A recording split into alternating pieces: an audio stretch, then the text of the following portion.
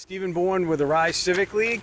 We're going to give you the top 10 in a little bit minute in our history notes, but November 16th, we're having our annual meeting, and the discussion's going to be your drinking water in Rye. So how much do you know about it? You know where it comes from, where our aquifers are, what's got to be taken out of it, what the plans are, what we can do. We will be answering those questions for you November 16th, 6:30, right here at the Rye Library. Here's our top 10.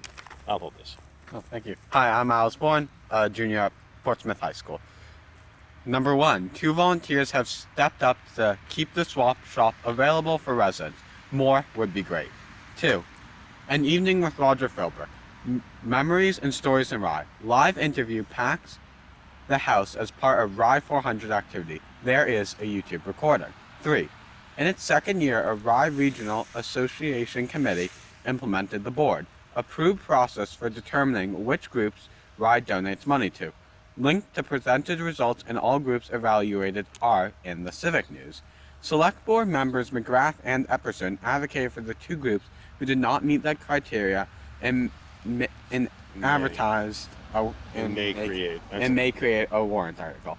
4, elementary school roof replacement was completed. School facility update report and technology update reports are in the Civic News.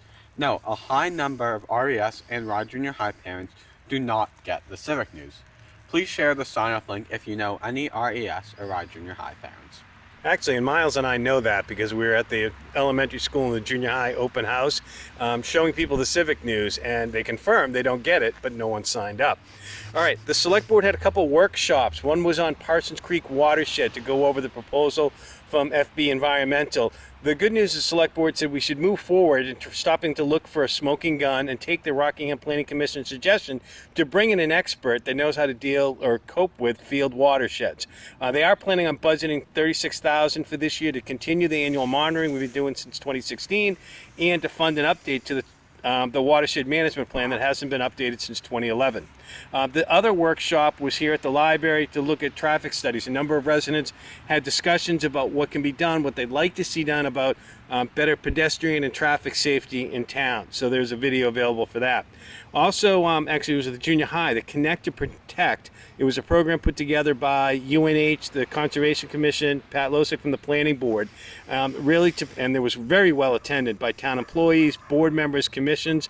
The cafeteria was actually really packed, and the presentation and slides and the follow-up email, really interesting overviews of where things are using the GIS system, so all that information is there. If you're complaining about your cell phone coverage, the Telecommunications Infrastructure Committee has been reformed with a 3-year charter and 5 members. Yours truly is on it. The select board discussed proposals, but they had another meeting to talk about some of the increase in people. So that there's looking at making the animal control officer full-time, adding additional hours so they can have a school resource hours at the 2 schools in Rye, adding a part-time building inspector, so we'll have 2.5 building inspectors, and getting support for the financial administrator. If you go to Janice's office, looks back, you can see how much work they need help. Sewer Commission minutes were very interesting. They approved a connection to support a new event barn on 50 South Road. All right, so stick around. We are very close to Rye Town Center. There is one of those plaques, and you are about to learn about the history of Rye Town Center. Hi, it's Alex Herlihy with the Civic League, doing our history note here in the center. Now, I know that we've done several things in the center before, but the reason we're standing here is because this is the location of one of the new 7 Rye history signs that are scattered all over town. And this one here reflects the town center, where you have the Parsons House by Parsons Field. You have the Third Congregational Church that burned down in 1959.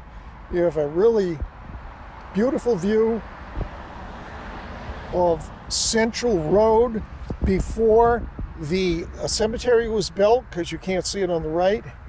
You have an image of George Washington, who visited the Garland Tavern in 1789 when he visited all 13 new states. And you have the original Rye Library from 1911. You have the Town Museum. You have the first and second Christian churches which used to be located where the parking lot of the fire and police station is now. And last but not least, you have the Wedgwood School in its enlarged version, built in 1893, added on to early 1900s.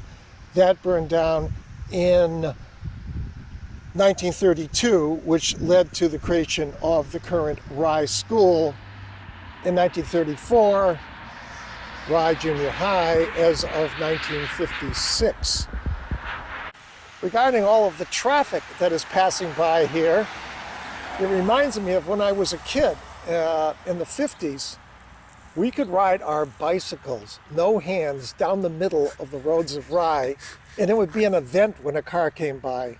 We never feared the traffic.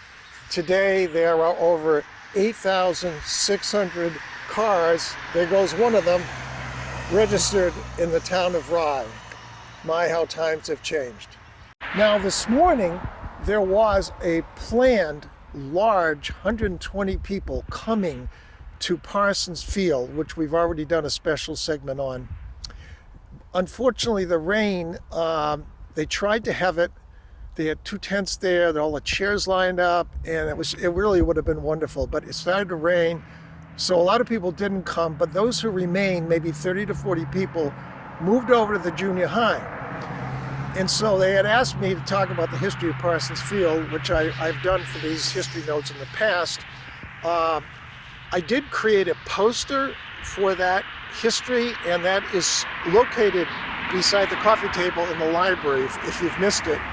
It's also contained that full history of Parsons Park Corporation, which got the field and the forest to the town back in the late 70s. That is contained on my RyeHistoryRocks.com website.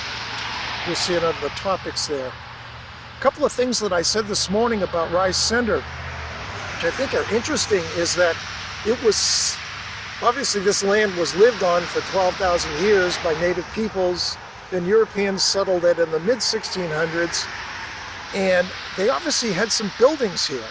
So I think some of the oldest houses in Rye Center, like Parsons House, like the Berry House, the 1725 down there, and then the Garland Tavern, those are all houses from the 1700s. I wouldn't be surprised if they are built on foundations from houses that were originally built in the 1600s. That sort of makes sense.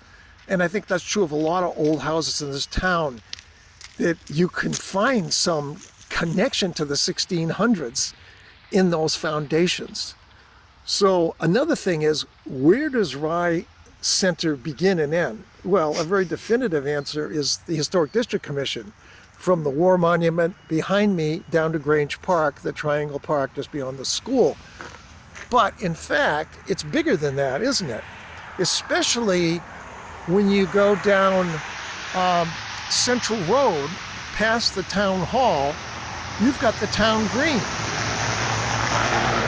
And that town green was given to the town in 1940 by the Parsons family of 1 Central Road. And that has been a great gathering place, as you know, for Memorial Day services every year. And it's been used for a variety of other gatherings in the past, bicentennial and so forth. So that's certainly, the cemetery and the town green beside it are part of the Rye Town Center. And certainly going up Washington Road and continuing on down Washington Road and Wallace Road to some extent too.